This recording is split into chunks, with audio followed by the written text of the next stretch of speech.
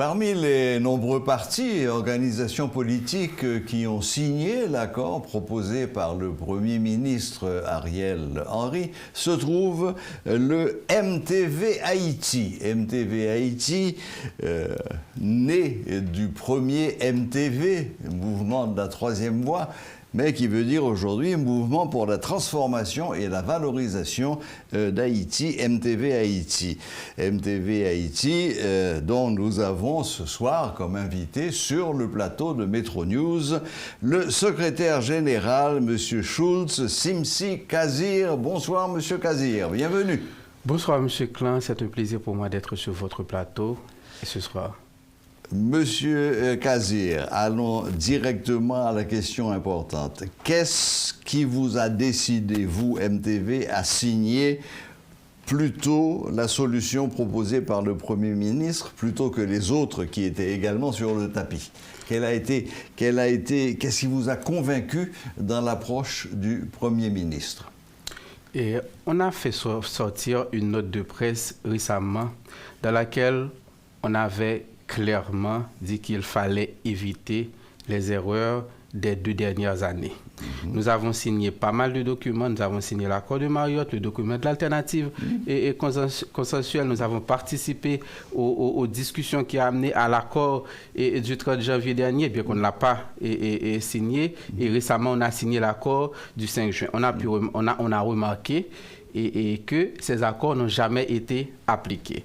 Et la question qu'on a posée à la commission que dirige Mme Magali Komodeni, comment allez-vous faire pour appliquer cet accord? D'ailleurs, vous êtes en train de remarquer ce qui se passe actuellement, le bras de fer au sein du gouvernement, entre deux clans qui ont eu la réalité du pouvoir récemment. Donc, cet accord, même l'accord du Premier ministre, j'espère qu'il va être appliqué, mais il est en train de traverser ce que je pourrais appeler une zone de turbulence. C'est d'abord ce pragmatisme politique qui nous a poussé à aller vers l'accord du Premier ministre, qui est un rapprochement entre l'accord proposé par le protocole d'entente nationale et son équipe. Il faut dire également que le MTV Haïti est fortement attaché au dialogue, à la concertation, et on prône toujours un consensus large entre les forces politiques et les structures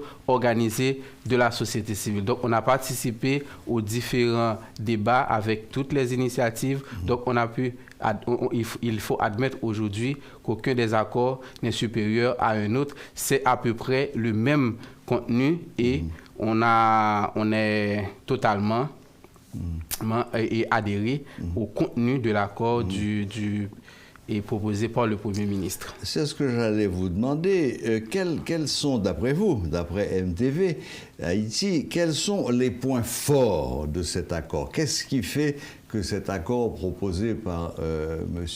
Ariel Henry, qu'est-ce qui fait que cet accord tient la route? Bon, d'abord, mieux que les autres, écoutez, disons. D'abord, on a opté pour, dans un premier temps, en signant le document du protocole d'entente nationale, on a opté pour un exécutif bicéphale.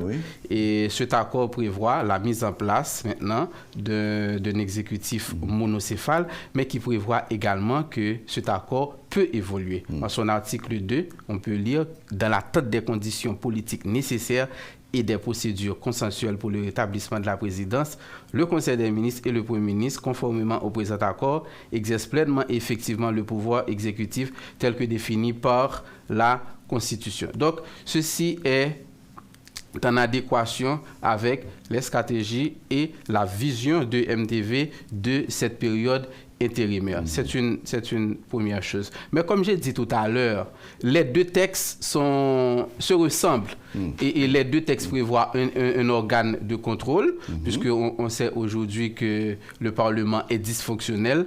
Les deux textes prévoient une mission pour le gouvernement qui comprend entre autres le rétablissement de la sécurité, le démantèlement des gangs, la réalisation des élections, la formation de nouveaux CEP. Donc ça rejoint à peu près tout ce que le MTV pouvait élaborer et indiquer dans un document consensuel. Mais aussi, les textes prévoient quelque chose auquel le MDV est fortement attaché aujourd'hui, la suspension des persécutions politiques et la libération des prisonniers politiques. D'accord. Qu'est-ce que je voulais dire? Oui. Vous venez de faire allusion à cette période de turbulence. C'est une image aéronautique. Cette période de turbulence que traverse le Premier ministre. Comment est-ce que vous voyez l'évolution des choses? Parce que là, le Premier ministre est en porte-à-faux. Il a quand même une bonne partie de son gouvernement contre lui, parce qu'il s'est opposé à la volonté que lui, le Premier ministre, avait de révoquer le ministre de la Justice. Les autres ont dit non. Il est convoqué par le cabinet d'instruction dans le cadre de l'assassinat du président. Ce sont des accusations graves. Il est mis en accusation. Et il prend ça avec beaucoup de hauteur et presque du dédain en refusant de se rendre. Mais c'est une position inconfortable. Qu'est-ce que vous faites de cet élément? Écoutez, M. Claude, je suis d'abord et avant tout un patriote. J'ai le sens de l'intérêt collectif et aujourd'hui, le sens de l'histoire me dicte des choix. Et tout le monde aujourd'hui doit se rendre compte qu'il doit faire des choix et des sacrifices historiques pour sauver ce pays. Donc personne ne peut prendre l'État en otage aujourd'hui. Et ce qu'on est en train de vivre, c'est que des journalistes sont en train de prendre l'État en otage. Et ce spectacle qu'ils sont en train d'offrir au pays ne fait pas honneur à la République, ne fait pas honneur à l'État, et c'est Haïti dont nous rêvons, que nous nourrissons tous et toutes au jour le jour, notre fond intérieur, et c'est comme si on est en train de se diriger totalement vers le désespoir. Il y a lieu aujourd'hui de redresser la barque. Et j'appelle tout le monde, tous les acteurs, toutes les actrices politiques, ceux et celles de la société civile aussi, à réfléchir et à comprendre le sens profond du moment historique que nous sommes en train de vivre et de comprendre qu'il faut le plus rapidement possible mettre en place une gouvernance inclusive qui peut garantir un rétablissement minime et acceptable du niveau de sécurité aujourd'hui, qui peut permettre à l'État d'attaquer l'urgence de reloger les gens dans le Sud, l'urgence de leur porter secours et soutien, l'urgence aussi d'organiser une rentrée scolaire ou en accompagnant les parents. Donc, ce que je pourrais dire, c'est que l'heure est au dépassement. Et on doit comprendre tous et toutes qu'il faut faire des sacrifices et que chacun a une pierre à apporter et c'est le moment de le faire pour prendre un nouveau départ. Mais soyons clairs, Monsieur Kazir, est-ce que vous êtes en train de demander à la population en général de soutenir l'action du Premier ministre actuel? Donc, ce Premier ministre, vous ne le mettez pas dans le camp de ceux que vous appelez les journalistes. C'est bien ça?